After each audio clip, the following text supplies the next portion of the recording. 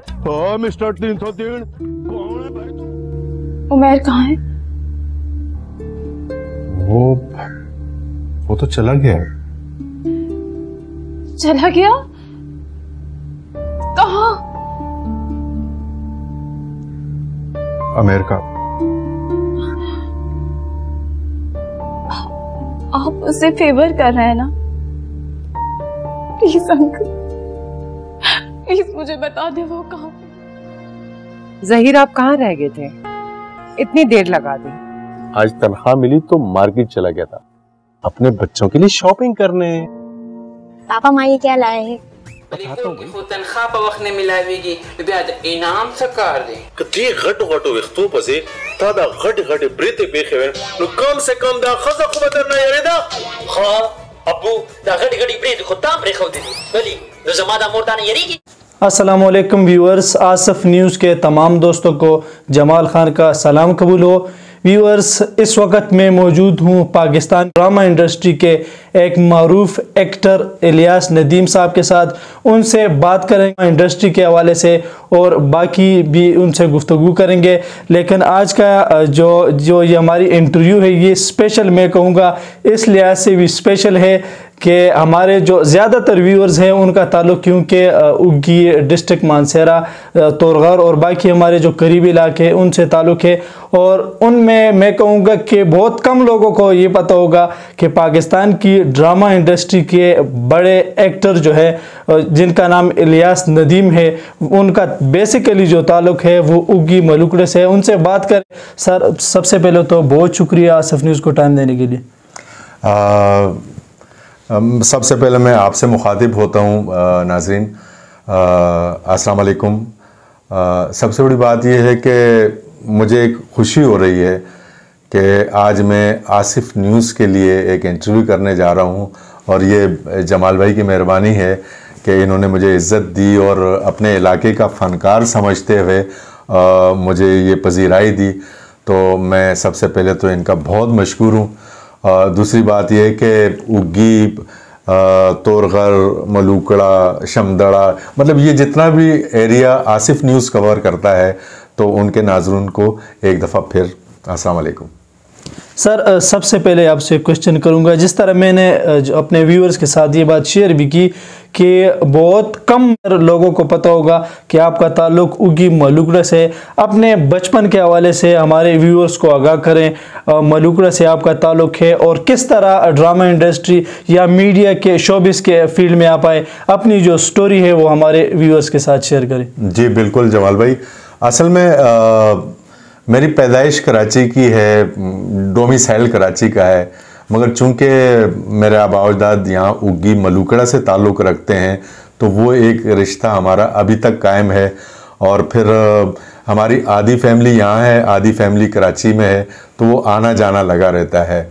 तो इस हवाले से मैं इतना तो यहाँ नहीं रहा हूँ, छुट्टियों में आ जाता हूँ एक आध महीने के लिए, तो वो एक मेरा यहाँ आने का रास्ता बन जाता है। हाँ, एक साल हमने एक दफ़ा यहाँ गुजारा था 1967 में। जी सर। तो वो मेरी ज़िंदगी का एक बेहतरीन साल मैं उसको समझता हूँ। वो हमारे पश्तों में एक मिसाल दी जाती है कि हर चाहता अख्पल वतन कश्मीर दे। जी तो उसका मतलब ये है, इसका उर्दू में मतलब ये बनता है कि हर एक के लिए उसका वतन जो है उसके लिए कश्मीर से कम नहीं है या कश्मीर जैसा है। अगर थर का भी कोई बंदा है वो स्विट्ज़रलैंड भी चला जाए ना तो उसके लिए वो थर ही कश्मीर है। वो स्विट्ज़रलैंड में भी जाकर थर को याद करता है। जी सर। क्यों जमाल भाई? बिल्कुल सर। अगर आप कहीं पे भी चले जाएं, मगर ये उगी तो माशाल्लाह हमारा इलाका है वैसे ही खूबसूरत है, मगर ये मैं इसलिए कह रहा हूँ कि जो इस तरह के पसमानदा इलाके हैं जहाँ पर सहूलियात नहीं है तो वहाँ का बंदा भी जो है वो वहाँ पर स्विट्ज़रलैंड में भी और उगी में भी आके वो खुश तो होगा, मगर उसको वो अपनी जन्मभूमि जो है जहाँ वो पैदा हुआ है उसका ताल्लुक़ कभी नहीं वो भूल सकता। तो इसी तरीके से मेरा एक लगाव है अपने इलाके के साथ। यकीनी बात है मेरा पाकिस्तान बड़ा खूबसूरत है, मेरा कराची खूबसूरत है, मेरा हैदराबाद खूबसूरत है, लाहौर खूबसूरत है, पूरा पाकिस्तान एक खूबसूरत मुल्क है। और अल्लाह का शुक्र है कि अल्लाह ताला ने हमें इतने खूबसूरत मुल्क से नवाजा है। हम अल्लाह पाक का जितना शुक्र अदा करें वो कम है। अच्छा सर, जिस तरह मैंने आपसे पूछा किस तरह ड्रामा इंडस्ट्री या शोबिज़ में आप आए, अपने इस सफ़र के बारे में भी हमारे व्यूअर्स को थोड़ा आगाह करें।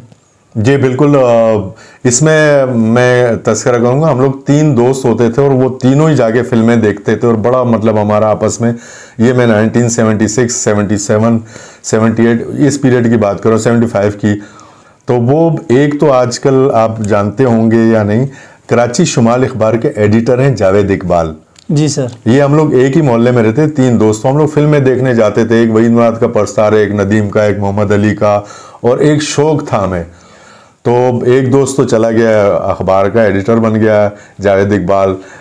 इफ्तिखार जो हमारे एक दोस्त थे, तो वो टेक्सटाइल की तरफ चले गए और आजकल वो टेक्सटाइल से वाबस्ता हैं और बड़ी अच्छी जॉब पर हैं, बड़ी सहूलियात के साथ वो ज़िंदगी गुजार रहे हैं।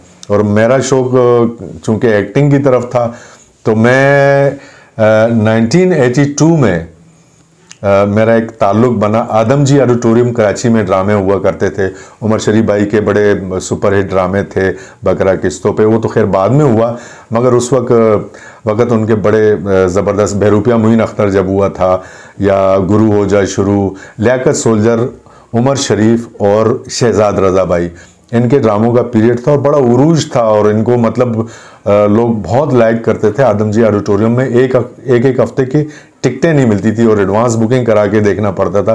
तो वहाँ से फिर मैं उस्मान मेमन हमारे एक डायरेक्टर हैं, कराची के बहुत बड़े डायरेक्टर हैं, और मैं समझता हूँ कि थिएटर का अगर कोई डायरेक्टर है जो मैंने देखा है, तो मैंने उनके साथ काम भी किया तकरीबन 14-15 साल। तो उनसे बड़ा डायरेक्टर कोई नहीं है, जिनके क्रेडिट पे लेरी इन ट्रबल जैसा ड्रामा है। लेरी साहब जिस डायरेक्टर के साथ काम करेंगे तो आप अंदाज़ा लगा लें कि वो कितना बड़ा डायरेक्टर होगा। तो बहरहाल फिर वही मेरा 82 से लिंक बना आदम जी ऑडिटोरियम में। फिर मैं लियाकत सोल्जर और शहजाद रज़ा भाई की टीम में गया। अल्लाह पाक लियाकत सोल्जर की मग़फ़िरत फरमाए, बहुत प्यारे इंसान थे, मुझे बहुत सपोर्ट किया उन्होंने।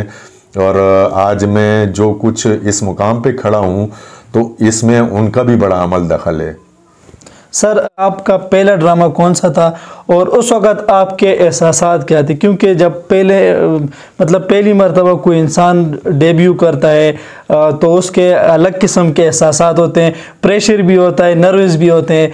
इसके बाद आप हमें ये बताएं कि कितने ड्रामों में आपने काम किया और इस दौरान आज तक आपका सबसे फेवरेट ड्रामा कौन सा है और उसकी वजह क्या है? इस हवाले से भी हमारे व्यूअर्स को आगाह करें। अच्छा, जब मैंने स्टार्ट लिया था जमाल भाई, उस वक्त ऐसा था कि पीटीवी हुआ करता था, ये और चैनल्स नहीं थे। पीटीवी पे जाना बड़ा मुश्किल काम था। तो थिएटर से चूंकि मैं वाबस्ता हो चुका था, तो उस वक्त हमने एक फ्लीट क्लब कराची में, नेवी का एक ऑडिटोरियम है, वहाँ मैंने एक प्ले किया था, ख़ुद ही प्रोड्यूस किया था उस प्ले को मैंने। और वो अपने शो की तरफ मेरा पहला कदम था और वो मेरा पहला प्ले था। आज 2020 हो गए, तकरीबन 30-35 साल मुझे हो गए वाबस्ता हुए इस काम से, और अच्छा लगा। बड़े अच्छे प्लेस भी मैंने किए। पश्तो मेरे काफ़ी प्ले हैं खैबर टीवी के लिए, पख्तूनाबाद है, जाल ड्रामा है, एतबार ड्रामा है, अक्स जो मैंने पहला खैबर का ड्रामा किया था। जी सर। तो मैं यहाँ पर हमारे एक बटकराम के डायरेक्टर हैं जी, जुबैर हुसैन बेदार। जी सर। बटकराम से उनका ताल्लुक़ है और उन्होंने मुझे पहली दफ़ा अपने ड्रामे में पश्तो में कास्ट किया था। उसका नाम था अक्स, जिसमें मैंने शाहजहां परवेज़ का एक कैरेक्टर किया था। बड़ा नेगेटिव कैरेक्टर था और बड़ा खूबसूरत कैरेक्टर था। उसके बाद जाहिद औरंगज़ेब साहब हमारे डायरेक्टर हैं, उनके साथ मैंने काफ़ी काम किया है, काफ़ी प्लेस किए और बड़े सुपरहिट प्ले खैबर के। मतलब मुझे ये क्रेडिट हासिल है कि जिस आर्टिस्ट को मैं देखने के लिए सिनेमा पे जाता था, एक दिन मैं उसके साथ परफॉर्म कर रहा था और वो हमारे लीजेंडरी आर्टिस्ट थे आसिफ खान साहब। तो आसिफ खान नेगेटिव थे और मेरा मतलब ये हमारा रोल था, बैलेंस कैरेक्टर था। तो अल्लाह का शुक्र है, बड़ा अच्छा काम किया है। थिएटर पे मैं कर रहा हूँ, अब तो एज ए डायरेक्टर मैंने काफ़ी प्ले कर लिए।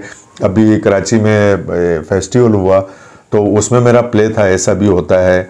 और वो अभी लास्ट मैंने प्ले किया जो वो 30 सितंबर को था हमारा, हवा की चीख।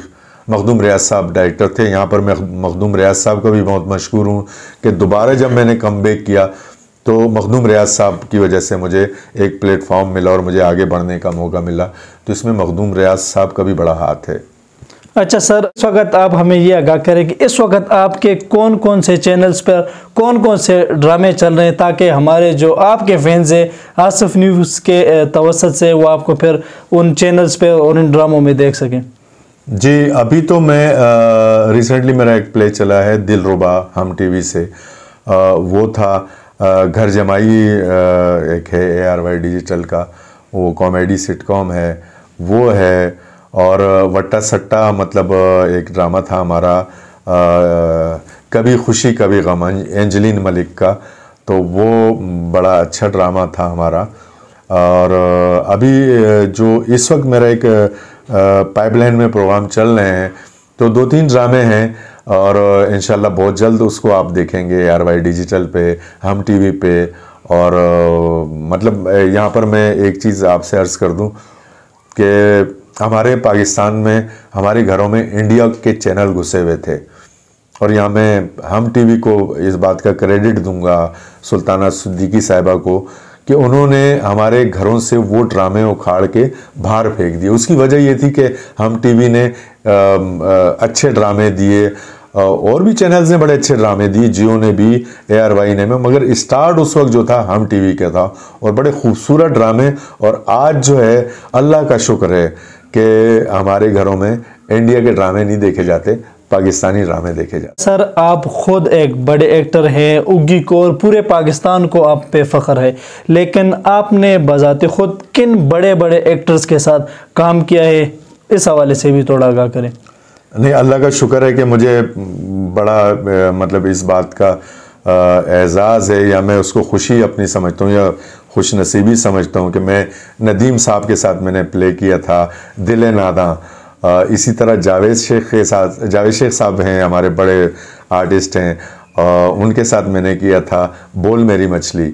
तो मुझे ये अल्लाह का शुक्र है कि एक खुशी की बात है कि जिन आर्टिस्टों की हम फिल्में देखा करते थे, एक दिन हमने उनके साथ परफॉर्मेंस भी की और बड़ा अच्छा लगा। ये बड़े ग्रेट लोग हैं। एक बात और काटूंगा, मैं यहाँ आसिफ खान साहब का और बाबर जावेद साहब का तज़किरा ज़रूर करूँगा। आसिफ खान साहब के साथ मैंने एतबार ड्रामा किया खैबर टीवी के लिए, पश्तो ड्रामा, और वो मेरी ज़िंदगी का यादगार ड्रामा है। और मेरे अगर पसंदीदा ड्रामों में देखा जाए तो वो बड़ा खूबसूरत ड्रामा है, पसंदीदा ड्रामा था मेरा। और आसिफ खान साहब और बाबर जावेद साहब के साथ काम करके भी, समझ शाद हमारे आर्टिस्ट हैं पेशावर के, उनके साथ काम करके बड़ा मज़ा आया। और बड़े अच्छे लोग हैं, बड़े अच्छे फ़नकार और बड़े अच्छे इंसान भी हैं। अच्छा सर, वैसे तो आपके लाखों फैंस होंगे, लेकिन इलियास नदीम जो कि पाकिस्तानी ड्रामा इंडस्ट्री का एक बड़ा नाम है, उनका फेवरेट एक्टर और एक्ट्रेस कौन से हैं? ये मुश्किल है, फेवरेट एक तो नहीं है, फेवरेट तो मेरे काफ़ी हैं, मगर मैं आज आपको एक चीज़ बताना चाहूँगा कि मेरा नाम है इलियास खान, और ये जो आप इलियास नदीम देख रहे हैं ना, तो ये मैं नदीम साहब की वजह से इलियास नदीम, क्योंकि मैं उनका परस्तार था। उनकी मूवी मैंने काफ़ी देखी हैं, बहुत कम मूवीज़ मैंने मिस की होंगी। और इसके अलावा ख़वातीन फ़नकारों में जो हमने अपने दौर में देखा, तो मैं समझता हूँ कि बाबरा शरीफ बहुत बड़ी आर्टिस्ट हैं, और उनका काम जो है नो डाउट आप इससे अंदाज़ा लगा सकते हैं कि दिलीप कुमार बहुत बड़े फनकार, बड़े अदाकार हैं। उनकी ख्वाहिश थी कि मैं बाबरा शरीफ के साथ कभी काम करूं, ये दिलीप साहब की ख्वाहिश थी। और वैसे तो हमारे यहाँ बहुत बड़े बड़े नाम हैं, शमीम आरा हैं, शबनम हैं, साइमा हैं, अंजुमन हैं, बहुत बड़े फिरदौस हैं, बहुत आर्टिस्ट हैं, सब ने बहुत अच्छा अच्छा काम किया। इसी तरह का एजाज साहब हैं, कमाल साहब हैं, गुलाम महीउद्दीन हैं, ये भी हमारे बड़े आर्टिस्ट हैं। वहीद मुराद साहब, नो डाउट वहीद मुराद साहब हमारे चॉकलेट हीरो। मैं समझता हूँ जमाल भाई के और आर्टिस्टों का तो वो मुतबादिल मिल जाएगा, मगर वहीद मुराद साहब का आज तक नहीं मिला, जिसकी परफॉर्मेंस आज भी इंडिया में पूना इंस्टीट्यूट में वो अपने जो सीखने वाले आर्टिस्ट होते हैं उनको दिखाते हैं रोमांटिक सीन और ये चीज़ें। तो वहीद मुराद भी हमारे बहुत बड़ा नाम है, अल्लाह पाक उनकी मग़फ़िरत फरमाए।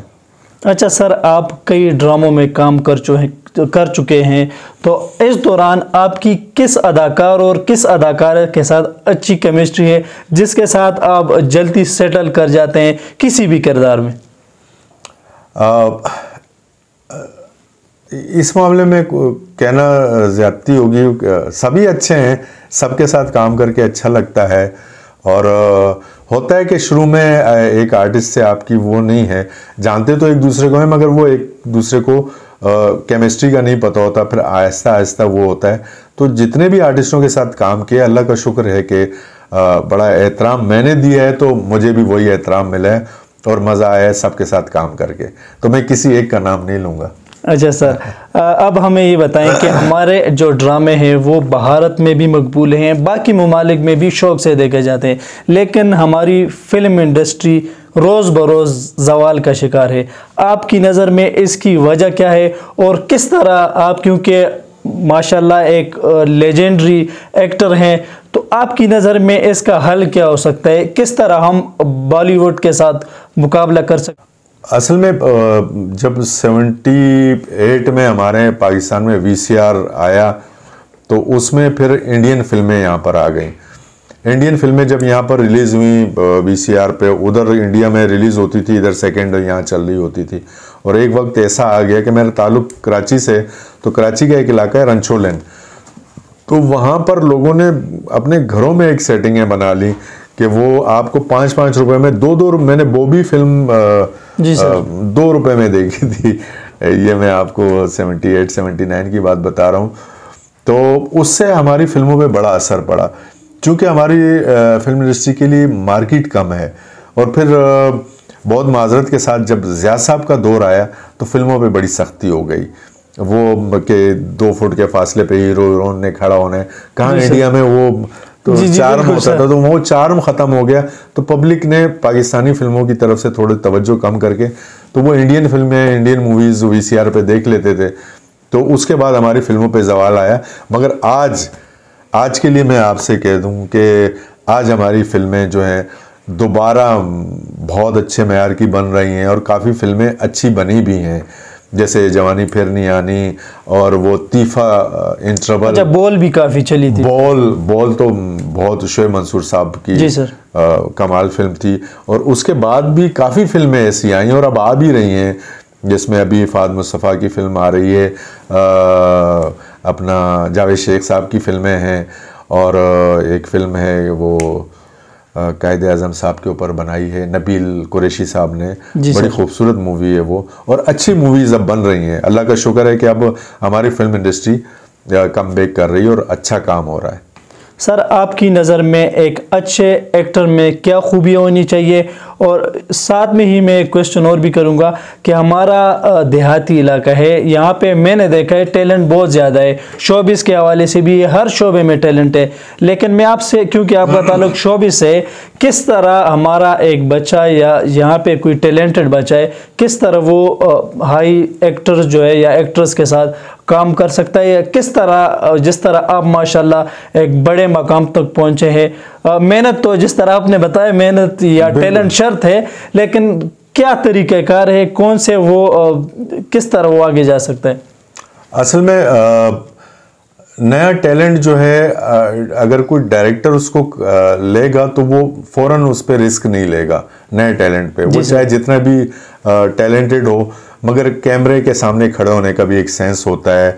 और उसको ये सेंस होना चाहिए कि इस आर्टिस्ट को मैंने मुखातिब करके जब सोलो होते हैं या और चीज़ें होती हैं तो उस चीज़ों को उसने फॉलो करना होता है। उसके लिए यकीनी बात है कि कुछ सीखना चाहिए और थिएटर वगैरह जो है वो ज़रूर करने चाहिए हमारे आर्टिस्टों को। थिएटर से हम आर्टिस्ट का एक कॉन्फिडेंस लेवल बढ़ता है। और यहाँ पर काफ़ी इंस्टीट्यूट हैं, नापा है कराची में, आर्ट्स काउंसिल कराची में भी काफ़ी क्लासें होती हैं स्टूडेंट की इस हवाले से। तो मैं समझता हूँ कि जो भी बंदा आए वहाँ से हो के आए तो उसको बड़ी आसानी होगी एक्टिंग की फील्ड में। तो एक्टिंग कोई आसान काम नहीं है। जब हम देख रहे होते हैं ना, कोई ड्रामा देख रहे होते हैं, तो हमें वो आर्टिस्ट में ज़रा सी खामी भी नज़र आ जाती है कि यार ये अगर इस तरह करता तो ऐसा होता।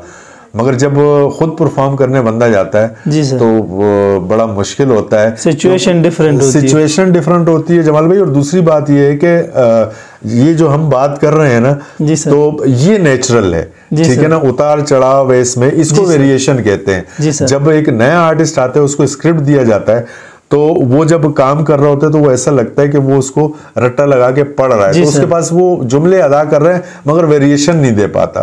और जो आपने दूसरी बात की कि कामयाब आर्टिस्ट या अच्छे आर्टिस्ट की पहचान क्या है, कामयाब आर्टिस्ट और अच्छे आर्टिस्ट की पहचान ये है कि एक वक्त का पाबंद होना चाहिए।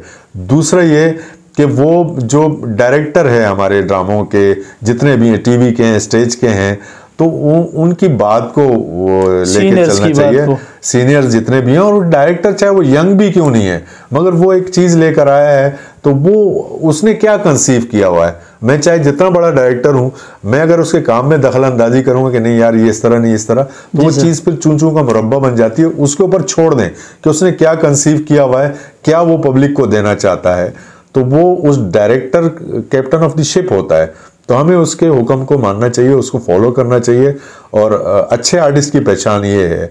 मैं नदीम साहब का यहाँ तस्करा करूँगा, ज़ियामुद्दीन साहब का मैं एक दफ़ा इंटरव्यू देख रहा था पीटीवी पे, तो वो कह रहे हैं कि मैं शूट पे जो है सबसे पहले पहुँचने वाला शख्स हूँ। ज़ियामुद्दीन साहब कह रहे थे, सुहाग फिल्म का तस्करा कर रहे थे, उसमें ज़ियामुद्दीन भी थे, नदीम, शमीम आरा, निशो।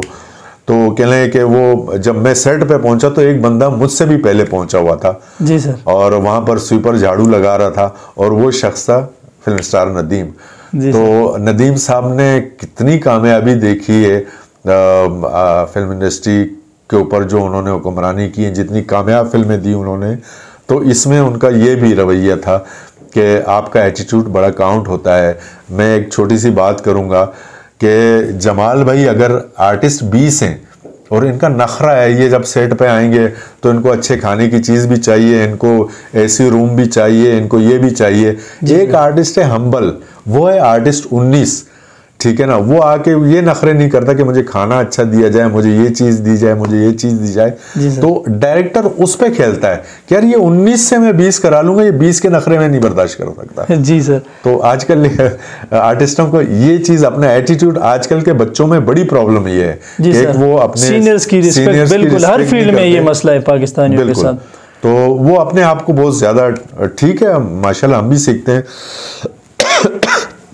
टैलेंटेड बच्चे हैं, मगर सीनियर की रिस्पेक्ट, क्योंकि उन्होंने भी एक अरसा लगाया हुआ है, उनको तजर्बा है भाई। थिएटर्स के हवाले से माशाल्लाह आपने काफ़ी काम किए हैं और इसमें भी आपने कामयाबी हासिल की।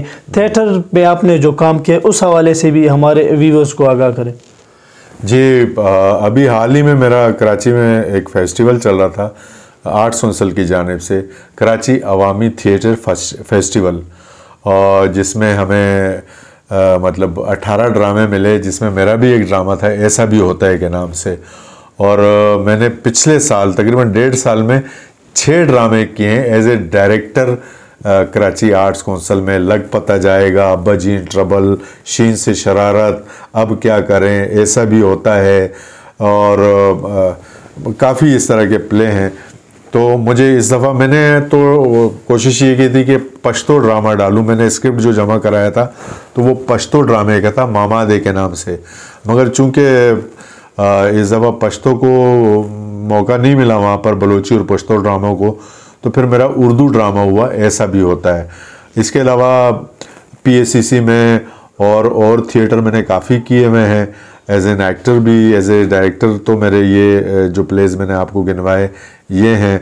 और मैं समझता हूँ कि एक थिएटर आर्टिस्ट जो है वो ज़्यादा कॉन्फिडेंस होता है और उसकी परफॉर्मेंस ज़्यादा अच्छी होती है जब वो कैमरे के सामने आता है, क्योंकि थिएटर लाइव चल रहा होता है और 2 घंटे का ड्रामा है, उसमें एक आर्टिस्ट परफॉर्म कर रहा है, उसको अपनी सारी लाइनें याद रखनी है और आर्टिस्टों के साथ उसकी केमिस्ट्री होती है। ठीक है कि हमारी 10-12 दिन की उसकी रिहर्सल होती है, मगर फिर भी मुश्किल काम है। एक तो वो थिएटर है, हमारे यहाँ थिएटर के भी मुख्तलिफ इकसाम हैं। एक थिएटर वो है कि हमारे जो फेमस आर्टिस्ट हैं, बहुत ज़्यादा काम करने वाले हैं, तो वो आते हैं, वो 4 दिन की रिहर्सल में ड्रामा करते हैं और उसकी स्क्रिप्ट नहीं होता। मेरा अल्लाह का शुक्र है कि मेरे हर ड्रामे के लिए मैंने एक राइटर से स्क्रिप्ट लिखवाया है। अभी मेरा जो राइटर है शौकत अली मुजफ्फर, जो 3 ख़वातीन उसका एक सिटकॉम चल रहा है, मूवी के लिए भी वो काम कर रहा है, मूवी एक लिख रहा है वो। इसी तरीके से लॉलीपॉप के नाम से उसका ड्रामा था, तो मैं उससे स्क्रिप्ट लिखवाता हूँ, उससे बड़ा अच्छा स्क्रिप्ट लिखता है। आजकल हमारे यहाँ बड़ी प्रॉब्लम थिएटर में ये हो गई है कि जो डायरेक्टर है ना वो राइटर भी बन गया है। तो राइटर का काम राइटर को करने दें, आप अपने काम से वो लगाव रखें और अपना काम डिलीवर करके दे दें। अब हम ज्यादती करते हैं, राइटर जो लिखता है उसमें प्रॉपर खूबसूरत लाइनें भी होती हैं और राइटर बड़ी अहम चीज़ है। हमारे यहाँ राइटर को अहमियत नहीं दी जाती। अगर आप राइटर के साथ मिलकर एक काम करें ना तो वो ड्रामा ही कुछ और होता है।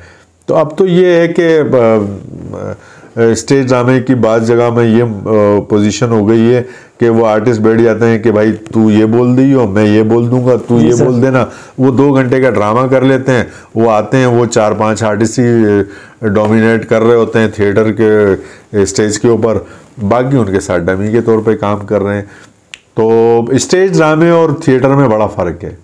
स्टेज ड्रामा जो है वो शो है जिसमें सॉन्ग्स भी होते हैं, जिसमें जो हमारे मशहूर आर्टिस्ट हैं तो वो स्टैंड अप कॉमेडी टाइप की चीज़ बन जाती है कि वो उन्हीं आर्टिस्टों ने डोमिनेट करना है। थिएटर में ये कि हर आर्टिस्ट जो है वो अपनी परफॉर्मेंस दे जाते हैं, वो डायरेक्टर के ऊपर होता है और वो कम ही काम होता है इस तरह का।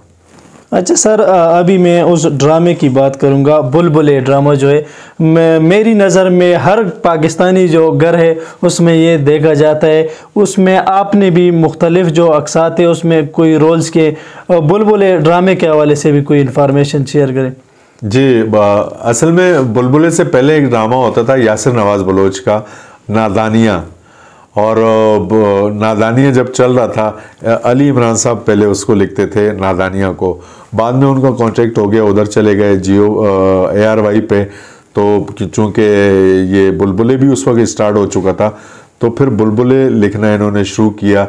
और मेरा तारुफ ये था कि मैं चूँकि यासिर नवाज साहब का वो प्ले करता था बुलबुले नादानिया, तो उनके असिस्टेंट डायरेक्टर जो थे उस वक्त जीशान अहमद, जो अभी दीवानगी जिनका बड़ा सुपर डुपर ड्रामा था, जो उसके डायरेक्टर थे, तो उन्होंने मुझे एक दिन कहा कि बुलबुले की इस तरह वो है, तो अगर आपको हो तो मैं आपका नाम उनको फॉरवर्ड कर देता हूँ। राना रिजवान साहब डायरेक्टर हैं बुलबुले के। तो फिर मैं फर्स्ट टाइम गया जब उस वक्त मोमो भी इस ड्रामे में नहीं आई थी, मतलब हिना दरपजीर उस वक्त नहीं थी। उस वक्त महमूद असलम साहब थे और आयशा उमर और नबील साहब थे।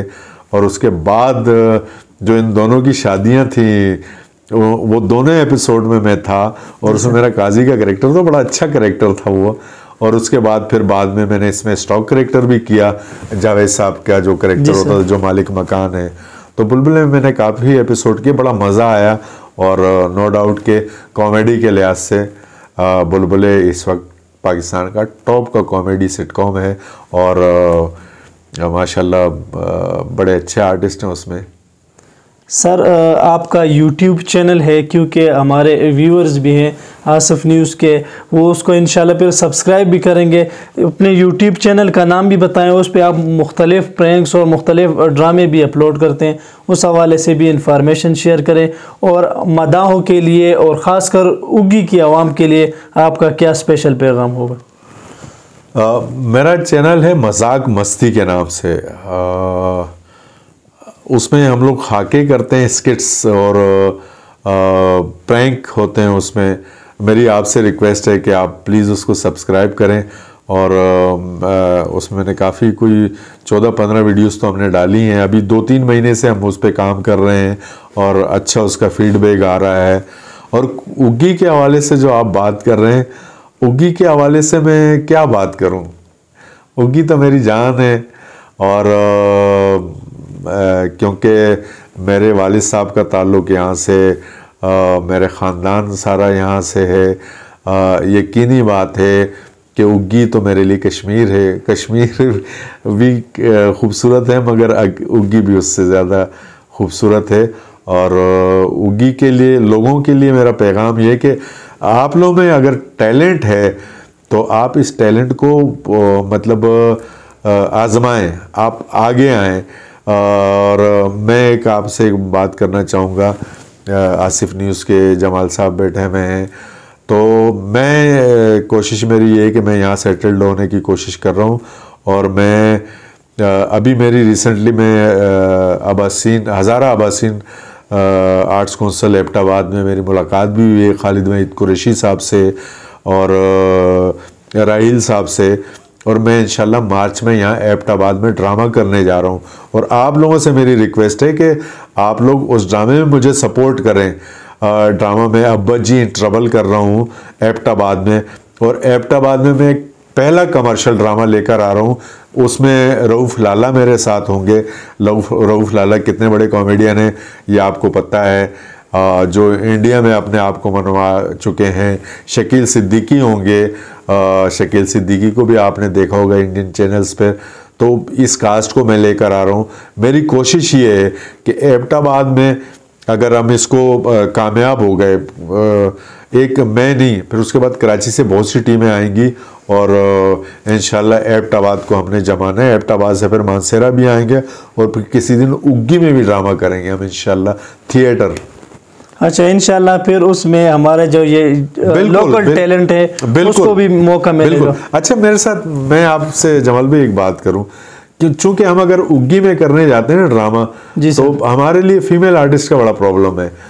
हमारे पश्तो कल्चर में ये चीज़ें हैं कि पख्तून लड़कियां जो है वो इस तरफ नहीं ना होने के बराबर हैं जी सर, तो वो बड़ी प्रॉब्लम है।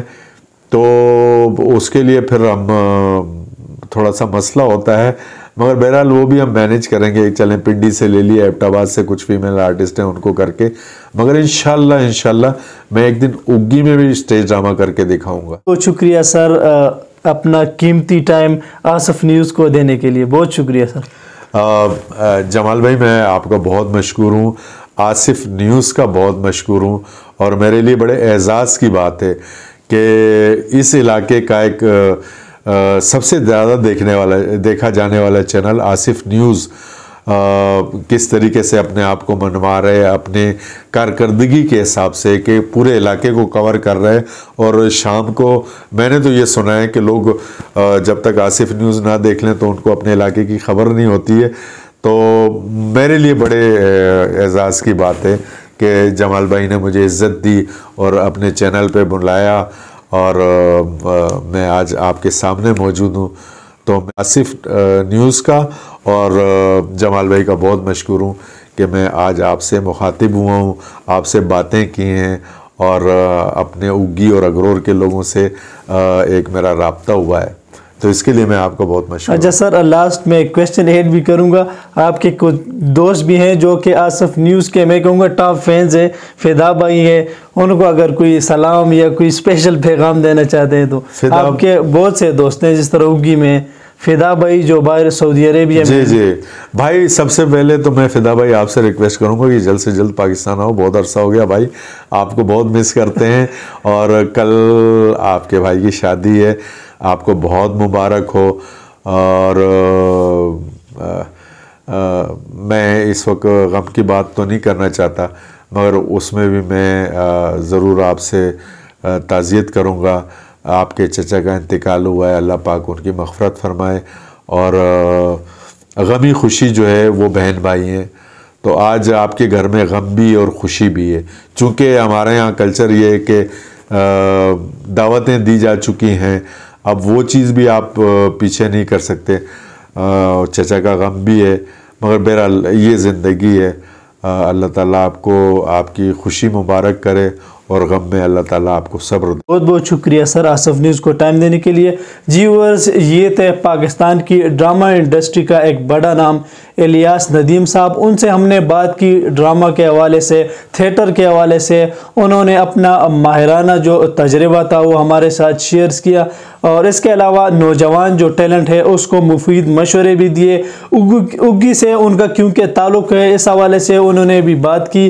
तो ये था हमारा एक स्पेशल प्रोग्राम। इंशाल्लाह अगले प्रोग्राम में एक और गेस्ट के साथ आपकी खिदमत में हाजिर होंगे। अब मैं जमाल खान अपने कैमरा शाहीन की तरफ से आपसे इजाज़त लेना चाहूँगा। अल्लाह हाफिज़।